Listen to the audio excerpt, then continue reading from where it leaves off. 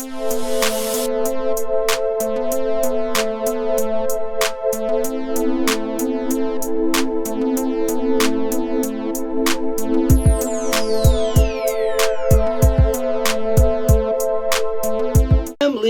happening? It is your favorite auntie with Uncle Tendencies, and I am here to talk Iowa, Indiana, Caitlin Clark, and her impact, and kind of just what I see as some of the challenges around the coverage on Caitlin Clark. And this isn't a bashing Caitlin Clark segment. So let's not get in our feelings here early. Let's not get in our feelings here early. Y'all know I'm never scared of a conversation, and I really want to have a conversation about the coverage of Caitlin Clark, especially this Iowa-Indiana game. So Iowa, Indiana played this week. Indiana beat Iowa 86-69. Kind of like a beatdown, right? I didn't watch the game. Y'all know I don't watch a lot of Big Ten games. Y'all know I don't watch a lot of Iowa games. Y'all know I'm not a real Caitlin Clark fan, but I understand that she is the most decorated college player in hoops right now. She's the baddest female walking in college hoops right now as far as offensively, and she's getting a hell of a lot of coverage right now, and I just kind of want to look at that. So I see that the Indiana beats Iowa, and I see the headlines, and it's like Caitlin Clark struggles as Hawkeyes upset by Hoosiers, and it was almost like Caitlin Clark couldn't get it done, and so I'm thinking, okay, Caitlin must have had a really, really bad game, right? But when I look at what this young lady did, now she did have 5 turnovers, okay? She had 5 turnovers, but she had 24 points, 10 rebounds, 9 assists, and 2 steals. That's struggling? Really, is that struggling? Now, the help that she had around her, she had a teammate chip in 10 points, and that was Stokey. And then we had another 19 that came in from Martin. Other than that, everybody else was pretty much, non-existent on the offensive end. Let me make sure I'm not discounting nobody. Some threes, some 6s, some 4s. Yeah, 2 other people had 3 points, 6 points, 4 points, and that was it for the offense for the team. So Caitlin Clark struggles. I don't know if that's really a fair assessment. I don't feel like the youngster struggled. And when I actually watched the highlights, it looked like she had a pretty okay game. Because she had been suffering a little bit from the pursuit of the chase of breaking Kelsey Plum's record. Maybe, but she didn't look like it. The team maybe might have been more tired from that chase and that push and everything around that, and the coverage and everything that goes into that, because there's a lot of work that they have to do outside of just playing the game because of the coverage that they're getting, right? So maybe the team was a little bit flat just from all of that. The build up to breaking that record, and then having, being able to break it, and then, the celebration and everything that went on after that, of course, well deserved, but maybe that just had the team a little flat. I think and I'm not going to say that it bothered me. I think where we can do better in this situation is that we had an opportunity here to make it not about Caitlin Clark.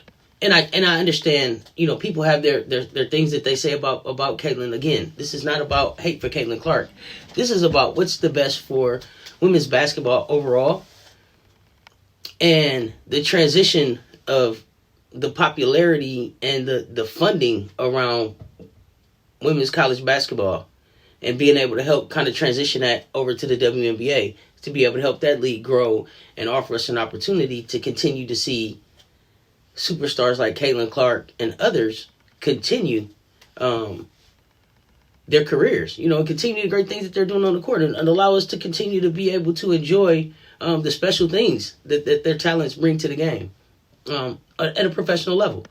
And I'm not picking on Caitlin, but I just think that this is a great opportunity to be able to say, instead of the coverage in women's hoops being about Caitlin Clark struggled, this was a great opportunity to highlight some of the other great talents that we have in women's hoops right now. this was a great opportunity to be able to talk about the ladies from Indiana that did a great job. We had one player that had 24 points, 9 rebounds, 4 blocks. That was Holmes, forward Holmes. And then we had another player that had 15 points, 5 rebounds, 5 assists, 1 steal, 2 blocks. And that was Garzone. Right? So, and then we had the 25 points that came in from Sarah Scalia. Forgive me if I'm not saying the name right. No disrespect intended. But this was an opportunity for us to be able to say, hey, it wasn't so much about bagging on Caitlin and saying that Caitlin struggled, because she first of all, she didn't freaking struggle. She had a damn good game. Now, she didn't have a Caitlin Clark, in her bag game where she's dropping 30 something or 50 or shooting a whole bunch from the logo. But as far as being effective on the court, getting her teammates involved, putting up her very best effort to get to the win, I mean, she's 24 points. I mean, you know what I mean? That's a damn good game. So I think that this is an opportunity for us to be able to recognize that one of the things that one of the challenges that we have with being able to transition the support from this talent from college to women's hoops is that we tend to get caught up in just one story. We're only covering Caitlin Clark right now, and there's a lot of great basketball going on right now. And the WNBA doesn't need just one Caitlin Clark to be able to be successful. Caitlin Clark going to the W doesn't fix the W. Caitlin Clark and Angel Reese going to the W doesn't fix the W. The W needs 12 Caitlin Clark, Angel Reese type draws. One for every team. Caitlin Clark going to the league is wonderful. It helps if she goes to Indiana or whatever team she goes to, it helps them. But Caitlin Clark is only going to be playing on one night for one team in the W. And that's going to be a great draw for whatever those two teams are and the location that she's playing in. But what does that do to help grow the league overall? It helps. Don't get me wrong. It totally helps. But it helps it's like a slow paced growth, right? 25 years, and I understand it's still a young league, way younger than the NBA. In a lot of respects, maybe further along than the NBA was at 25. But still growing. But I want people to understand when they're like, oh, the WNBA is trash. It's no talent there. These ladies are getting drafted and not signed. We have old players that are in the way from young players being able to come in. Like, the older players are in there trying to get their bread. Okay? It takes so long to get up to $234,000, $250,000, whatever that top salary is. And then you want to be able to make that a few years to be able to sustain it, be able to hit your million, to be able to hit your number. Whatever that number is. Right? These women have given their heart and soul to the game, and they want to be able to make sure that they create some generational wealth that they can sustain after their bodies aren't going to allow them to play the game. So yes, you end up with players in there 20 years, 15 years, 12 years trying to get to that generational wealth. Part of the problem, of course, is salary cap, and that's for a different conversation.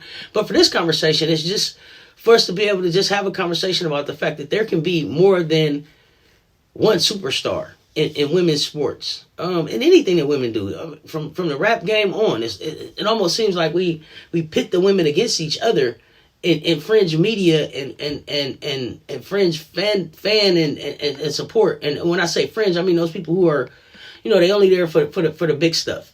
They're not there for your grind all the way through. They're not listening to the tape all the way through. They're not watching preseason. They're not checking for you in the offseason. Those are the fans that help bring the money that grow the game. Those are the ones that come to March Madness and they're filling out a tournament and they're watching every game. They're filling out the tournament bracket sheet and they're watching every game and they have no idea who's going to win. But because it's what's hot right now, they're doing it. And so being able to share the stories of more than one female in the league and some of the great stories, because we got a lot of great stories and we got a lot of great talent. If we're able to do that, then I think that we can grow the brand a lot better, right? Because then we have more than one story that we can follow. So you got the Caitlin Clarks out there, you got the Asia Wilsons out there, you got the Chelsea Grays, but we have to do better about being able to have these ladies in the forefront and telling their stories even in the off season, right? The one thing about the NBA that is really good, they make a point of covering the face of every team. And they do great with that coverage. They keep all of those faces in front of us continuously. In season, off season, draft season, post season, playoff season, whatever the season is, all of these different characters and all of these different superstars are continuously in our face. Whether it's in regional markets, local markets, national markets, they're out there all the time. They make sure that all of these names become household names. Whether they're in Denver and you're talking about Nikola Jokic, whether it's Minnesota and you're talking about Anthony Edwards, if it's Steph Curry out in Golden State, if it's Jimmy Butler down in Miami, if it's Cade Cunningham in Detroit, these are household names that people have been able to follow from college into the pros, into places that they can now go and see them at. And that's the thing that I feel like we don't do a good enough job of with the women's game. We're covering just one story at a time. One story at a time. But it's a 1,000 stories out there.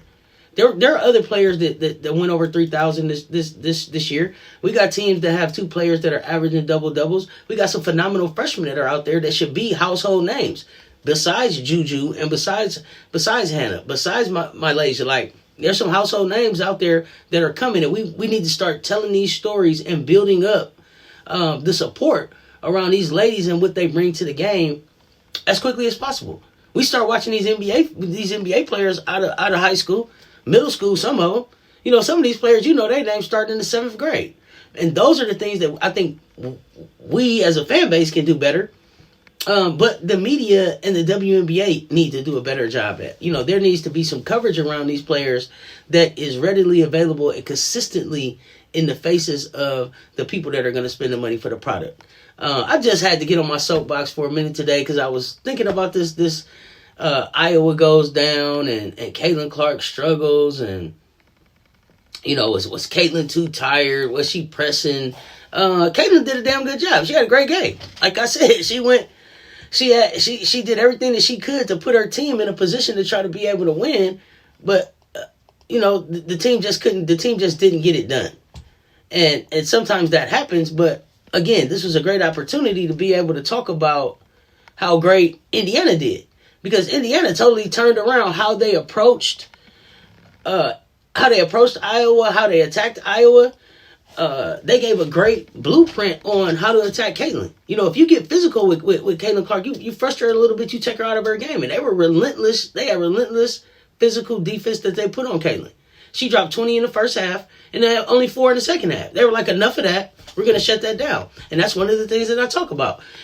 If you let Caitlin Clark go off and try to shut everybody else down, you got a really good chance of beating Iowa. And I think Ohio State has shown us that because they had a win against Iowa. Indiana has been able to turn it around and come back and get a win against Iowa like that.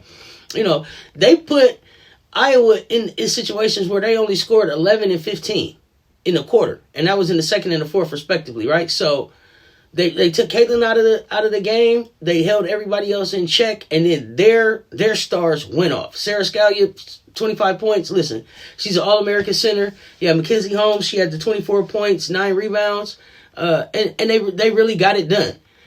Like I said, I think I misquoted. Clark, 24 points, 10 assists, and 9 rebounds. I might have messed that up early. Struggled from the field. Okay, 8 of 26, 3 of 16 from 3.